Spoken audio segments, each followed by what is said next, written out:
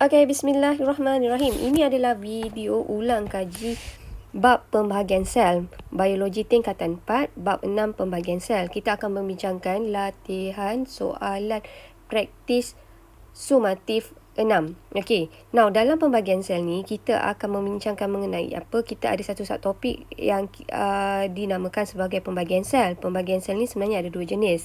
Satu adalah karyokinesis, iaitu pembahagian nukleus. Maksudnya kita bayangkan sel, mula apa yang membahagi yang dalam dulu, nukleus. Okey. So pembahagian nukleus kita panggil dia sebagai karyokinesis. Kemudian pembahagian sitoplasma, dan ending dia akan dapatlah dua sel. Dalamnya ada nukleus, lepas tu sitoplasma. Okey. Nah, kemudian kita akan membincangkan mengenai apa? Kita akan membincangkan mengenai kitar sel dan juga mitosis. So, ini adalah satu kitar sel. Satu kitar sel ni sebenarnya terdiri daripada dua fasa. Pertama adalah interfasa. Ini yang pertama. Interfasa terdiri daripada G1, S dan juga G2. Apakah yang berlaku dalam G1? G1 ni adalah fasa growth 1. So, apa yang berlaku pada masa ini jika kita perhatikan sel membesar? Okey, sekejap. Sel membesar dan masa ini komponen-komponen organel ni masa ni dihasilkan. Maksudnya kat sini macam mitokondria, jalinan endoplasma terhasil. Okey. Nah, kemudian fasa S. Fasa S ni adalah sintesis DNA. Apakah yang berlaku pada masa ini? Masa ni DNA tu rantaian DNA bereplikasi, maksudnya mengganda. So, setiap kromosom ni terdiri daripada dua kromatid seiras. So, ini adalah kromosom. Tetapi masa ni kromosom ni dalam bentuk berbenang. Dan yang tengah ni kita kenali sebagai sentroma. Yang ini kromosom. Kromosom terdiri daripada dua kromatid kembar. So, proses nak jadikan dua kromatid kembar ni kita kenali sebagai replikasi. Kemudian kita ada G2 ataupun growth 2. Masa ni, fasa ni, okey, sel ni masih terus membesar. Masa ni adalah proses yang keyword adalah pengumpulan tenaga. So, maksudnya proses yang paling penting sebenarnya adalah fasa M. So, untuk menjalankan proses fasa M, sel ni perlu mengumpulkan tenaga. Okey, so fasa M. Okey, so tengok kat sini tahu. Ini kita sel terdiri daripada dua fasa. Fasa pertama adalah interfasa. Ini yang pertama, interfasa terdiri daripada 3. G1, S dan juga G2, dan fasa seterusnya yang kedua adalah fasa M. Fasa M terdiri daripada mitosis dan juga sitokinesis. Okey, now yang ini kita akan discuss nanti. Alright, so kita teruskan. Now, mitosis. So tadi kita kata dalam kitar sel fasa M ni adalah mitosis. Okay, apakah itu mitosis? Mitosis ni adalah proses pembahagian sel yang akan menghasilkan dua sel anak, dan sel anak ni seiras dengan induk. Kenapa jadi macam ni? Kerana kalaulah kita bayangkan dalam mitosis ni dia terbahagi pada 4 mat tau. 4 mat. Okey, mula-mula profasa. So, apakah yang jadi pada peringkat profasa? P. Kromosom pendek dan tebal. So, dalam kes ni kita perasan, asal ni kita tengok kromosom ni kita ada 4.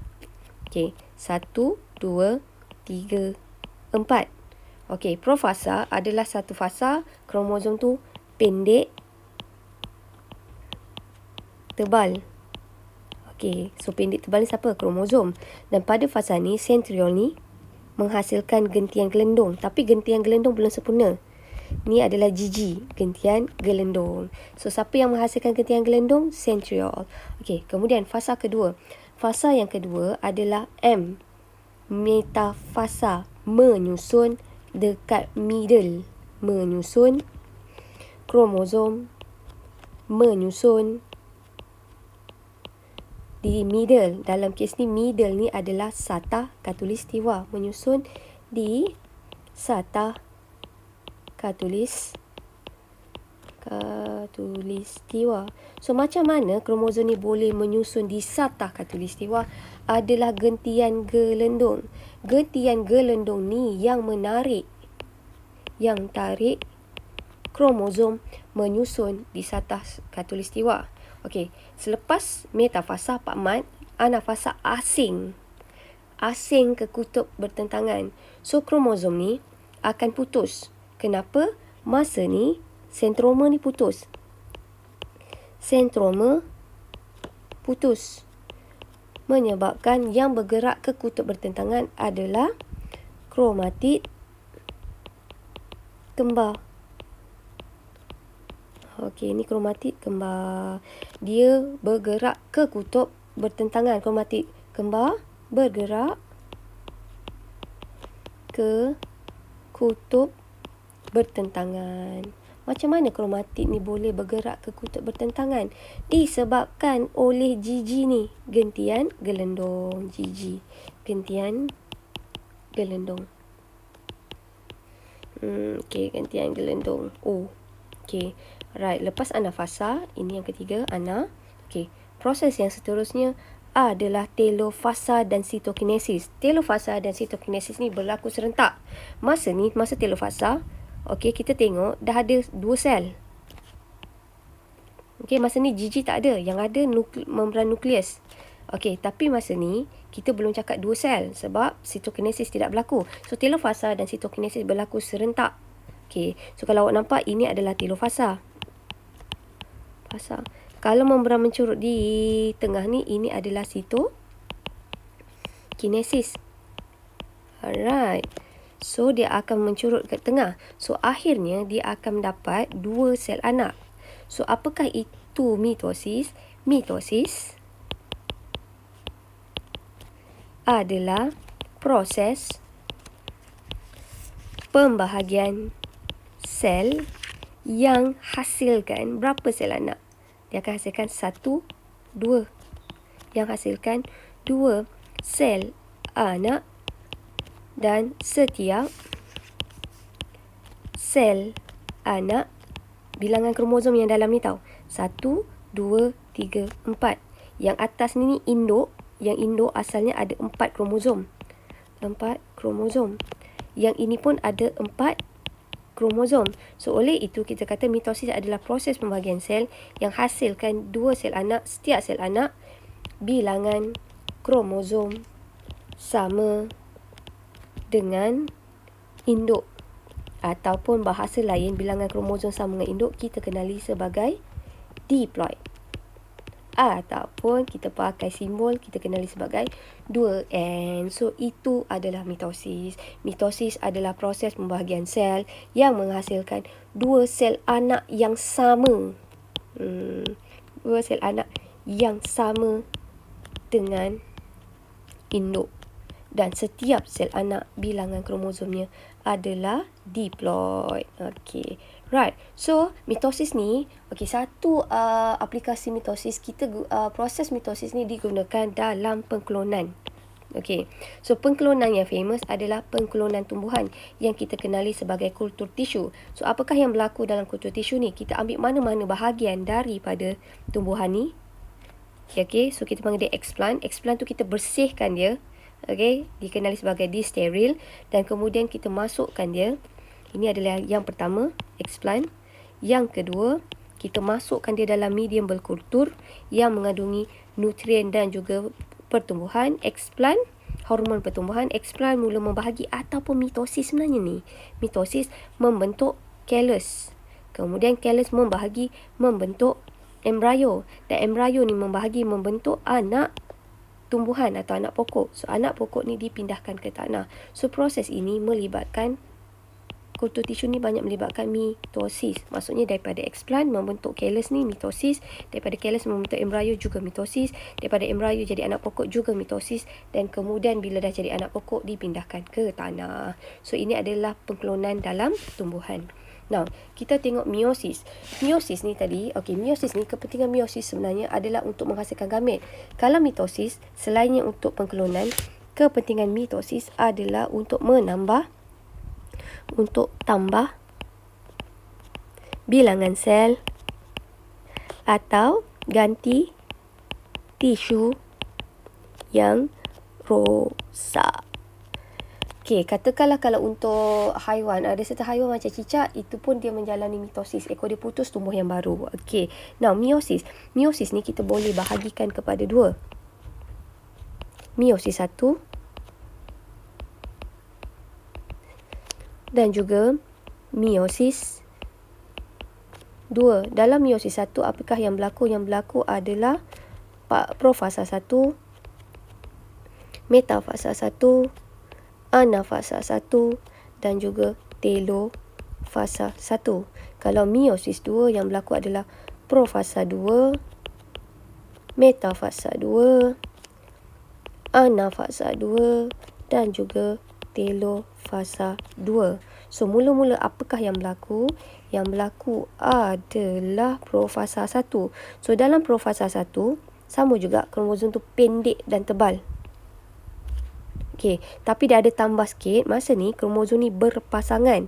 So, di sini ada keyword-keyword dia. Kromosom yang sama, kita kenali dia sebagai kromosom homolog. So, kromosom homolog berpasangan. Nampak tak? Tinggi sama tinggi, pendek sama pendek. So, ini kita kenali dia sebagai kromosom homolog. So, kromosom homolog ni berpasangan. Proses dia berpasangan, kita kenali sebagai sinapsis. Bila dah berpasangan, sekarang kita kenali dia sebagai bivalent atau tetrad. So, tetrad ni sebenarnya adalah kromosom homolog yang menjalani sinapsis. Okey, selepas dia berpasangan tu, berlakunya proses apa? Yang pertama, berlakunya proses pindah silang. So, kalau awak nampak di sini, ini adalah proses pindah silang. Pindah silang berlaku di mana? Berlaku di kiasma. So, kiasma adalah lokasi untuk berlakunya pindah silang. So, proses pindah silang adalah pertukaran bahan genetik antara kromatid. Okey, right. So, dia akan menghasilkan variasi ataupun kita panggil dia sebagai gen yang baharu. Okey. Nah, selepas profasa, awak ingat profasa 1. Profasa 1 ni banyak yang berlaku. Yang ni. So, dalam profasa 1 awak ingat apa yang berlaku kat sini? Yang berlaku adalah keyword-keyword di sini adalah sinapsis, bivalent, pindah silang dan juga kiasma. Okey, nah proses yang kedua adalah metafasa. Metafasa ni dia lebih kurang dengan proses mitosis. Okey, metafasa 1. Yang bezanya, kalau dalam mitosis yang menyusun di tengah ni adalah kromosom. Satu je. Kromosom. Tetapi kalau dalam metafasa 1 yang menyusun di tengah ini adalah kromosom homolog. Sama juga macam mana boleh menyusun di tengah disebabkan oleh gentian gelendung. Gigi yang tarik kromosom homolog di satah katulistiwa. Okey, lepas menyusun, M menyusun di middle, kromosom homolog ni bercerai. Okey, kromosom homolog ni bercerai. So, yang pergi bergerak ke kutub bertentangan ini kromatik kembar, tetapi kromatik kembar ni ada sentroma. Okey. Now, pada peringkat telofasa, tengok saya buat slow-slow je kat awak. Okey. Yang ini kita bayangkan asal kromosom ni ada 4. Kira di tengah tahu. 1, 2, 3, 4. Setelah peringkat ni, peringkat telofasa, awak tengok sini, anafasa, tengok tahu.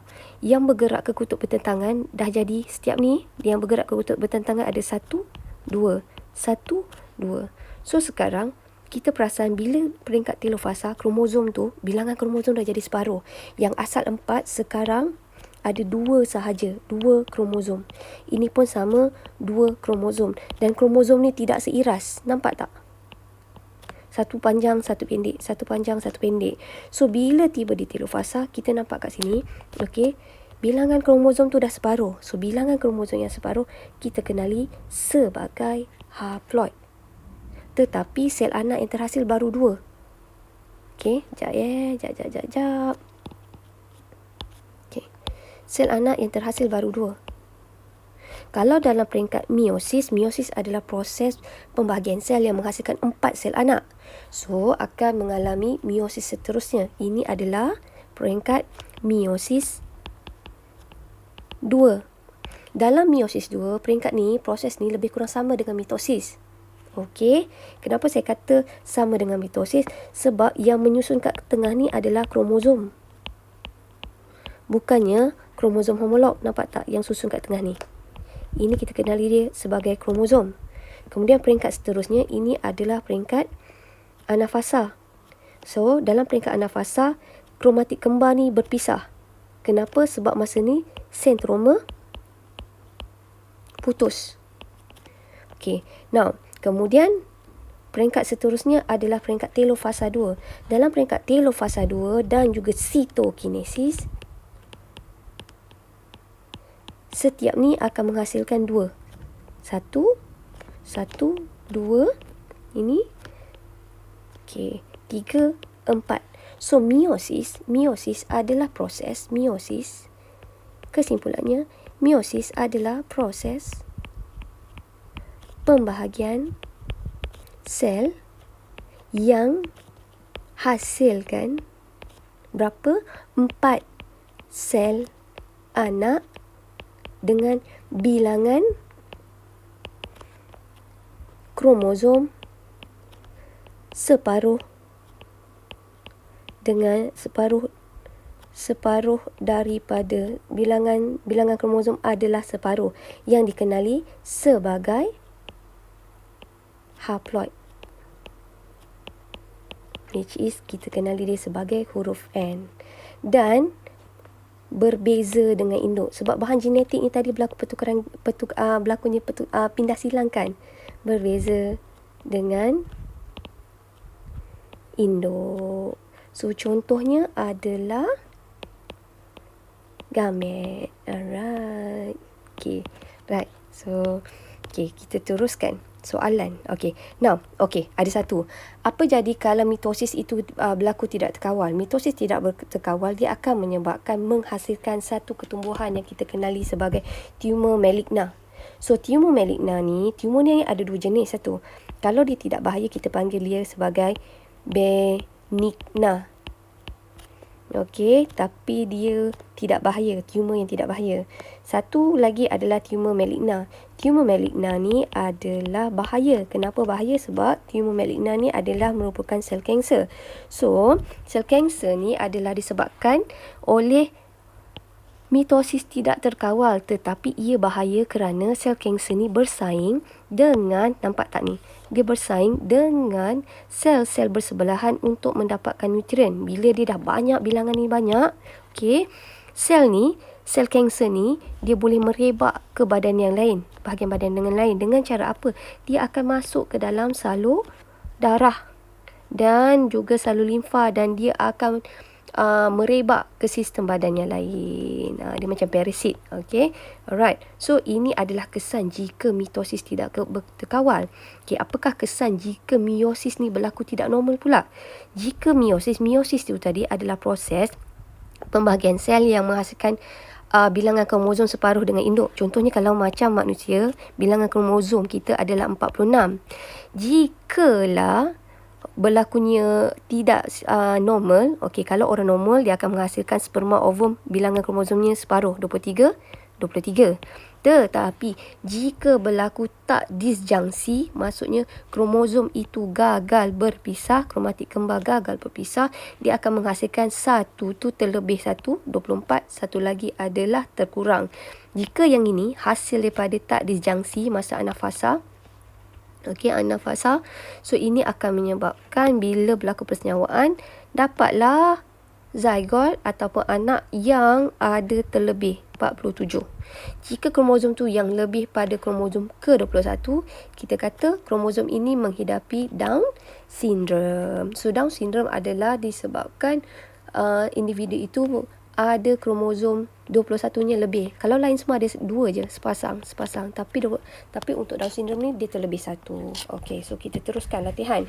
Okey, namakan urutan proses mitosis. Senang, Pak Mat kan? So, profasa, metafasa, anafasa dan telofasa. Apakah fungsi sentriol dalam proses pembahagian sel? Senang, adalah membentuk gentian gelendung. So, nyatakan perbezaan antara metafasa, mitosis dan juga meiosis 1.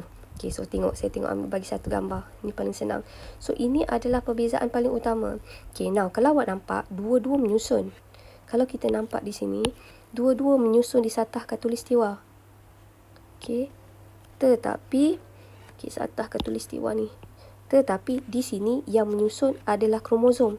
Tetapi kalau dekat metafasa 1, yang menyusun di tengah adalah kromosom homolog. Tengok, kemudian saya tengok anafasa. Kalau anafasa masa mitosis, sentroma putus. Bila sentroma putus, yang bergerak ke kutub bertentangan adalah kromatik kembar. Ataupun kita panggil dia adalah kromosom anak. Okey. Tetapi kalaulah anafasa 1 yang bergerak ke kutub bertentangan ni adalah satu struktur lengkap kromosom. Dia masih ada sentroma. So disebabkan ini, nanti akhirnya yang ini akan jadi haploid. Bilangan kromosom adalah separuh. Yang ini disebabkan sentroma terputus, bilangan kromosomnya adalah diploid. Okey. Right. So tengok latihan tu tadi. So tadi pada peringkat metafasa mitosis, kromosom menyusun di satah khatulistiwa. Tetapi masa metafasa 1, kromosom homolog yang tersusun di satah khatulistiwa. Dan kemudian lagi satu, pada peringkat metafasa mitosis, setiap kromatik terikat pada gentian gelendong di sentroma. Manakala peringkat metafasa 2, satu kromosom daripada setiap pasangan kromosom homolog terikat kepada gentian gelendong. Okey, right. Now, yang ini, dia nak cakap yang ini tau. Ayat dia ni sebenarnya yang ini tau. Ni, kalau awak nampak, this one. Okay, right. So, kita teruskan. Soalan nombor 4. Terangkan kepentingan proses pembahagian sel yang berlaku di hujung akar pokok. Okey, kalaulah pembahagian sel hujung akar pokok ni, awak ingat ini mesti mitosis. Meiosis ni sebenarnya berlaku kat mana? Meiosis ni berlaku dekat organ pembiakan je. Kalau meiosis, dia untuk hasilkan sel pembiakan. So, kat mana berlaku? Mestilah dekat organ pembiakan. Okay, right. So, dekat sini, apakah kepentingan proses pembahagian sel yang berlaku di hujung akar? Yang berlaku di sini adalah mitosis untuk menambah bilangan sel.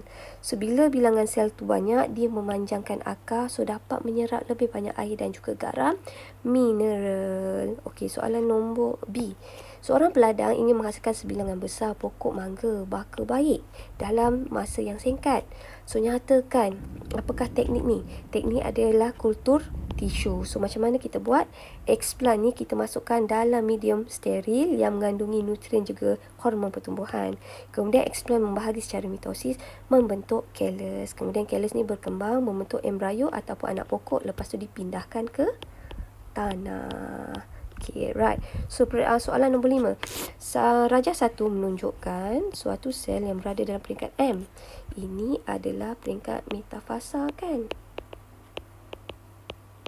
Kemudian lukiskan jika berlakunya tak disjungsi kromosom tu, kromosom P tu tak nak berpisah. Maksudnya tidak berlakunya anafasa. Dia akan menyebabkan yang ini terlebih satu kromosom. Okey, yang ini jadi kurang. So, ini adalah lukisannya, right? Okey, seterusnya. Okey, soalan 6. Rajah 2 menunjukkan set lengkap kromosom seorang individu. Nyatakan penyakit genetik yang dihidapi oleh individu tersebut. So, tengok kat sini. Tengok, semua kromosom ni berpasangan, mesti ada 2 je. Tetapi yang ni terlebih satu. So, ini adalah Down syndrome, sindrom Down. Kenapa kita tahu?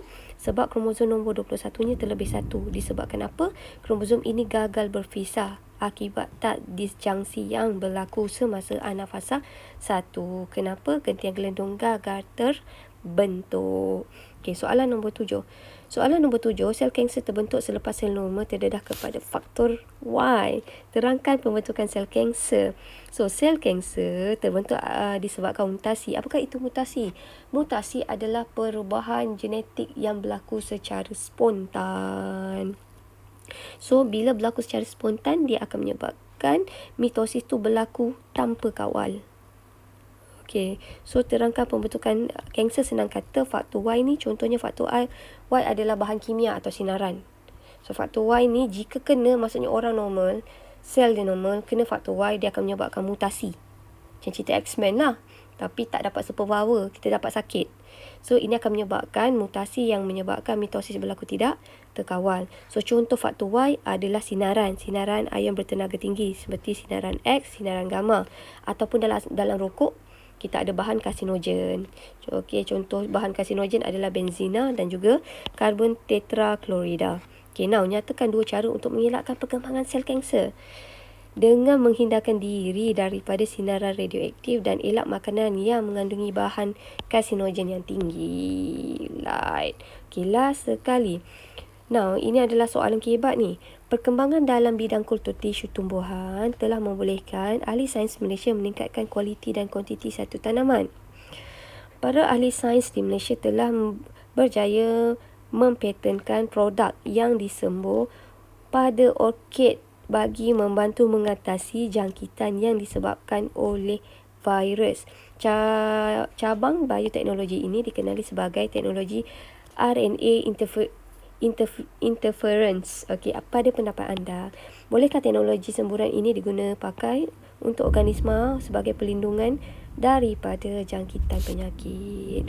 Okey, so kita tengok kat sini kan, apa benda RNA interference ni kan? So, RNA interference ni merupakan mekanisme sel yang wujud secara semula jadi dan berfungsi menghentikan aktiviti gen. So, mekanisme ni bila dia dapat menghentikan aktiviti gen, okey, ia tidak langsung menjejaskan pembentukan protein. So, organisma hidup yang punya mekanisme ini sebenarnya adalah sebagai sistem pertahanan terhadap virus. Okey, so menggunakan teknologi RNA interference ni, aplikasi ni, kita dapat menghasilkan RNA yang spesifik untuk menghentikan aktiviti gen yang tertentu. So, teknologi ini sebenarnya bagus sebab kita bukan sahaja boleh guna pakai untuk orkid, tetapi kita boleh pakai untuk organisma yang lain. Okey, so itu sahaja untuk bab 6. Maaf atas segala salah dan silap. Thank you so much.